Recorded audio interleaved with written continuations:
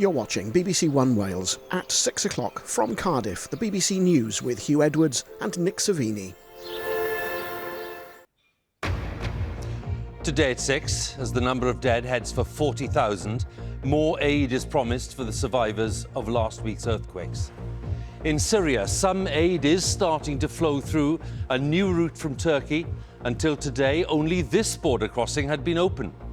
Will this be enough to help the millions who are now thought to be homeless? And second, if this had happened earlier, could more lives have been saved? Yes, we'll have the latest from our correspondent Laura Bicker on the humanitarian disaster that's been growing by the day. Also on the programme, Ford announces the loss of 1,300 jobs in the UK, most of them in Essex, with thousands more in the EU. In the case of the policeman who murdered Sarah Everard, 2 officers will be investigated over their handling of reports of indecent exposure by Wayne Couzens.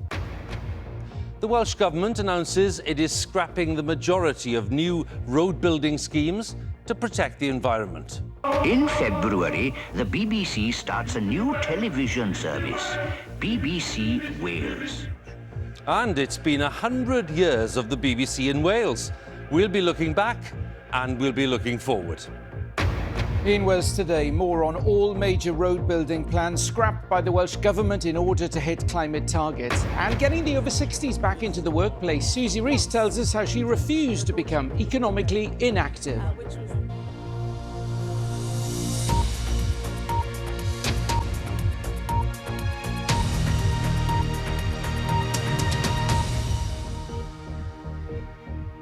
A very good evening and welcome to BBC News at 6, which comes today from the Welsh capital. We're in Cardiff in a week when the BBC is celebrating a century of broadcasting in Wales. We'll have a little bit about more on that later on. We're going to start, though, with our main story today, which is the devastation in southern Turkey and northern Syria, where the number of dead after last week's earthquakes is now heading for 40,000. With millions left without shelter, in freezing conditions, with little food and poor sanitation. Now, northern Syria is vulnerable. It's particularly difficult to reach because of the complex political situation there after years of conflict. Control of the northern border is split between the Syrian government and rebel groups. But President Assad of Syria has now approved the use of 2 new border crossings at Bab el-Salameh and Al-Rai, so more deliveries can come in from the UN especially.